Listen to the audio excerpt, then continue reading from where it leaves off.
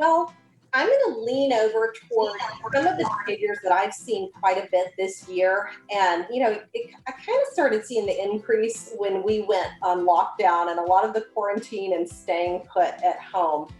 I've had lots of clients complain to me that all of a sudden they're impulsively overeating or over drinking or a lot of overspending.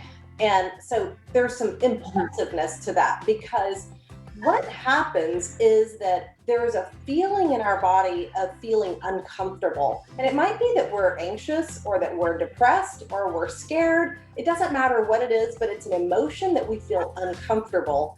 And so what we tend to do in the habit that's formed, it's a term that some people may not be familiar with, and that's called buffering.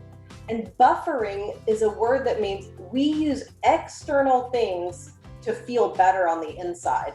So that might be for some people, it's drinking too much, or it might be eating too much, spending too much, gambling, whatever, some kind of an impulsive act that fills that pleasure or kind of gives us a little bit of a dopamine hit. And this happens a lot with social media, and then it creates like a real quick pleasure feeling that like everything's okay. And so we're using those external behaviors to buffer to feel better. So are there different severities or levels of impulsive behavior? Absolutely. And like all struggles with emotional or behavioral or mental health kind of struggles, it always happens on a continuum. And there may be some mild issues all the way up to extreme issues. But what you mentioned a second ago is actually another buffering behavior, and that's losing your temper. Some people yell as a means to release tension, and they get in a bad habit of yelling too frequently or losing their temper as a habit and kind of going out of control with their temper in a situation that didn't warrant that kind of a response. And so, sure, there's all different levels. And I hear a lot of people kind of joke about their 20 pounds that they've put on this year, or getting to where not just drinking every night, but then kind of talking about, well, how early is too early to start having a glass of wine? And if this is you, it's kind of a sign that your buffering tendencies are getting beyond the average level, and it's something to pay attention to before it becomes unhealthy. What can we do to control or manage our impulsive behavior? Great question.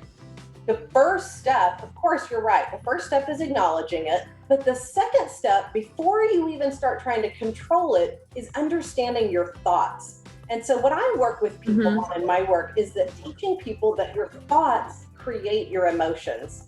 You're only feeling anxious because you're thinking about something that's making you feel anxious. And so the first step is becoming aware of what you're thinking and then learning to manage your mind, because our thoughts lead to our emotions, and then that drives up to actions. And so first you understand, what thoughts am I having, and are those thoughts helpful or are those thoughts hurtful? And so first you can start changing your thoughts so that you can handle the feelings of uncomfortable that come up in the stressors of our day.